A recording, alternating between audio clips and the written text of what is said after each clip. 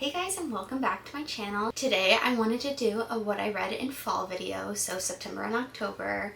I had a fun fall reading month, and I'd honestly, I've been in a good era of books lately. I think I'd recommend almost all of the books I read.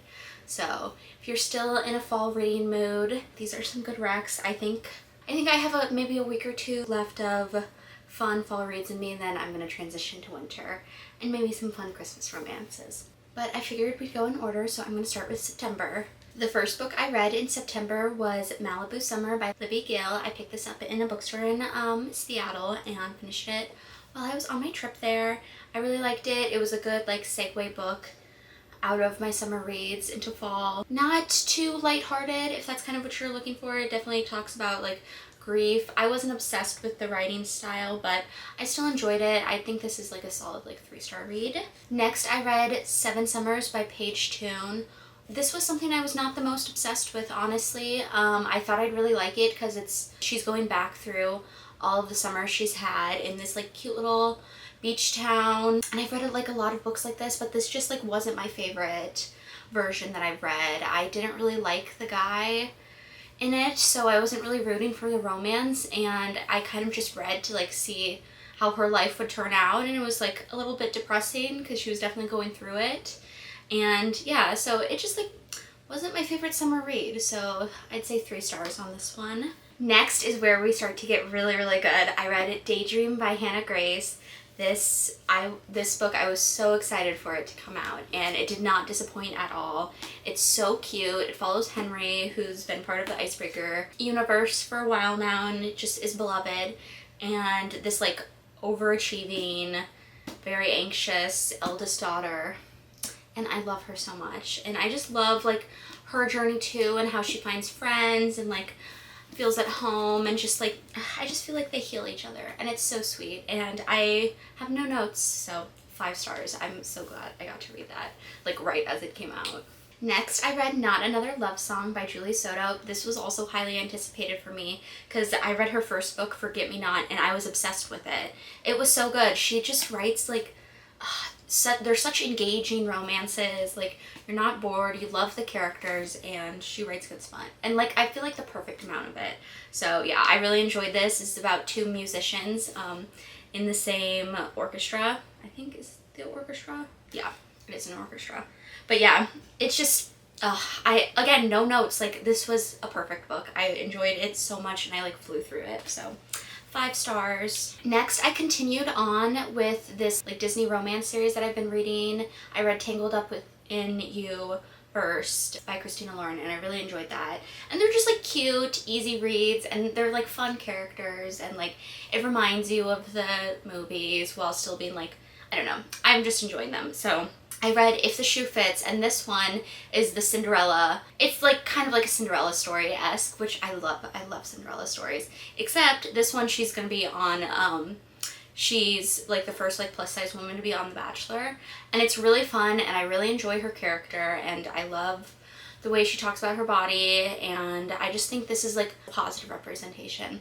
And I think it's fun. So I enjoyed that. I give it 3.5 stars. I think just quick, easy read, definitely fun. If you like The Bachelor, I think you'd like this just because it has some of the vibes between the contestants, and they're making friends, and they're going on these dates, and it just reminds me of the show. So I enjoyed that aspect of it too a lot. Next, I read Wild Eyes, another anticipated read. This was such a good month. I got to read so many books that I've been wanting to read for a while. So, and this was lived up to, here's my cute little bookmark.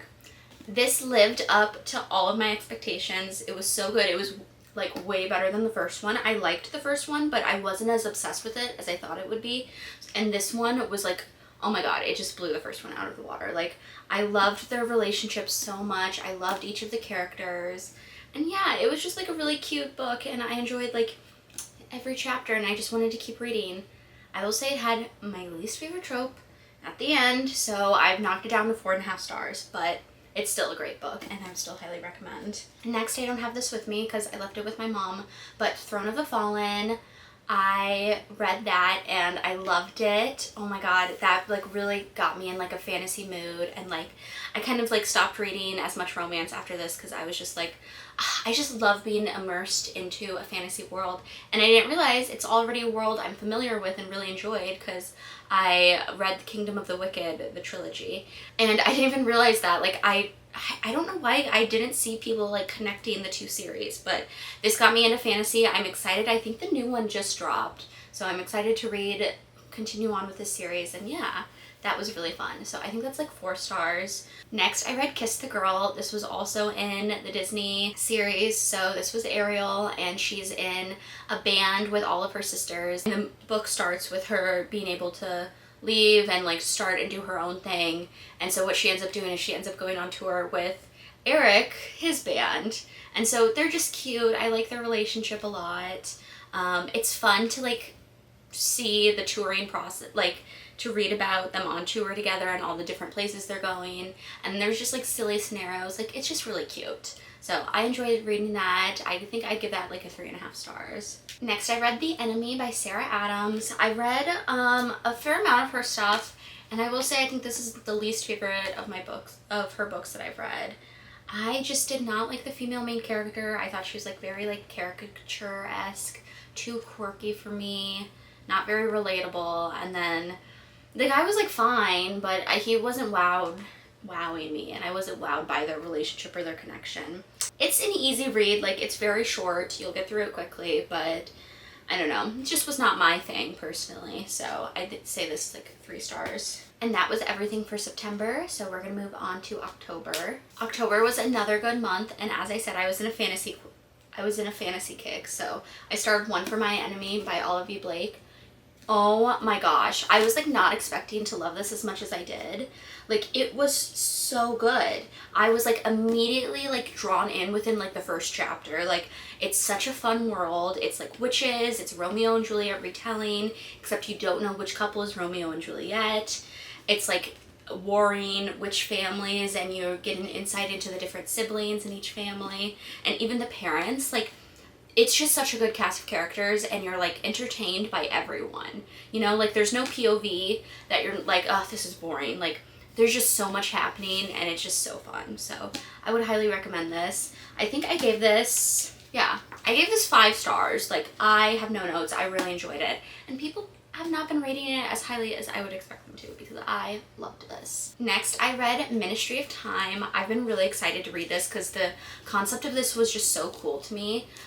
She works for the government in Britain, and they have a group of people who they've like saved from different parts in history, and she's one of the people who is like kind of their bridge into the future world. And so this guy from the 1800s lives with her, and it's just so interesting. Like it's almost like a cozy read because a lot of it is just the two of them talking, getting to know each other, but then it's like jam-packed with like action and different stuff happening at the end and all these fun revelations. So I really enjoyed this too, and I thought this was a great book, so 5 stars. Next, I read Love in the Time of Serial Killers. I was not wowed by this, but I don't know if I'm the right audience for this, because it was like very heavy on the true crime references, and she is like super obsessed with that, and that's kind of like her main personality trait, and that's what she's like writing her PhD on. So I didn't like relate to her the most. The main guy is cute, they have a cute relationship, you know, she's just like it's hard to root for her. She doesn't always make the best decisions. So I thought it was good. I wasn't obsessed. I thought it was okay, but I'd still say like a 3-star for me. Next, we have The Ex-Hex by Erin Sterling. I was like very pleasantly surprised by this. Like this was the perfect vibes that I didn't know I needed. It's cozy, like this cozy magical town. They're both witches of warring families. This is like the cozy version of One for My Enemy. But yeah, it's so fun. I love her relationship with her and her cousin, and it's like a fun cast of characters too. I love the town. It really reminds me of Practical Magic. So this was super fun, and this is like the perfect time to read it. So I gave this 3.5 stars. Next is Nothing Like the Movies. I loved this. I love Lynn Painter. I'll read any YA she writes. Like, they are so cute. They're so fun. And this was the sequel to Better Than the Movies. And I liked this more than I liked the first one. Like, I think even if you haven't read the first one, you have to read this because it is just so, so good. I love Wes so much. I love Liz. It's like second chance romance. He's trying to win her back. They're both at UCLA together. It's so cute. Like, I flew through this. I did not want to put it down, so 5 stars. Next, I read Out on a Limb by Hannah Bonham Young. This was accidental pregnancy, which is usually a trope I hate, but I decided to give this one a chance, and I'm glad I did. I honestly enjoyed it way more than I thought it would. It was done in a way where it wasn't like stressing me out, because that's my main issue. I'm like, this is not something like that's like fun and easy to root for, but I really liked them together, and they were like happy to have a kid together, and I like the vibes. It's a very easy read. I like her friends in it. Yeah, it was fun. But it's still like not my favorite genre or like subgenre of romance, so I'd say like 3.5 stars. But if that's a trope that you like, then I think that's a really good one. Next, I read The Paris Apartment by Lucy Foley, and this was really good. This was a good mystery, like thriller type. I don't know, is it a mystery or is it a thriller? I'd say more like mystery. Yeah, it's had so many good twists and turns in the end. Like, I kept thinking I had it figured out and there'd be a new revelation. Like, this, it was really good. I love it. All basically takes place in this apartment in Paris. And it's this building with the coolest like cast of characters, and all of their like, it goes through all of their POVs, and everyone's super suspicious and not trustworthy, and so it's really fun, and I really did like the revelation at the end, so I give this a 4 stars. Next, I read the next book in the XX series, because they make one about the cousin and the brother of the first 2 characters, which is so fun because I really like wanted to get more on the cousin. She's such a good character, and I loved this. It was The Kiss Curse. It's really cute. It has the same vibes I liked about the first one, except this one is more, instead of like exes, obviously you can tell from the title from the first one, this is kind of like enemies. Like, he's done her family dirty, and he like doesn't like her family, and comes there to kind of like check up on the town on his father's orders, and they have like shops across from each other, and they hate each other, and they're like at war, but then they're like trying to solve a problem and fix the town together, so they have to team up. It's fun. I really enjoyed this one, so I'd say like a 3.5 star. Finally, we have Powerless by Lauren Roberts. I finally got to read this month, and I'm excited that I did. I finally understand what everyone's talking about. I will say I did kind of have high expectations for it, and it did not exactly live up to them. It's just hard. I feel like I've read a lot of fantasy and a lot of really good fantasy that I'm comparing this to, but it's still fun. I'd say it's definitely like a super good intro into fantasy. The characters and the world is like super easy to follow, and they're like fun characters. Yeah, the world is cool, but just, yeah, I don't know. There was just something missing for me. I'd give this like a 3.5 stars, but one of my main issues with the book is that you don't really know who Adina is, like the main character's best friend, and you're supposed to like kind of feel this connection, and I'm like, I literally, like, she barely talks about her, you know? But after finishing this, I went and immediately read the novella, Powerful, and I loved it. It like honestly made me like this book more, because like I felt like I had more insight into the world and the characters, and it was just, it was such a perfect story, and I went in knowing what was going to happen because of the end of the first book, and still like the entire time I was like, no, like please. But it was so good. I loved Powerful, and so that's like probably a 4.5 star for me. It's a really good story, so you should like literally like read this just to read that novella. I would highly recommend it, and I usually am not a huge fan of novellas, so that was really good.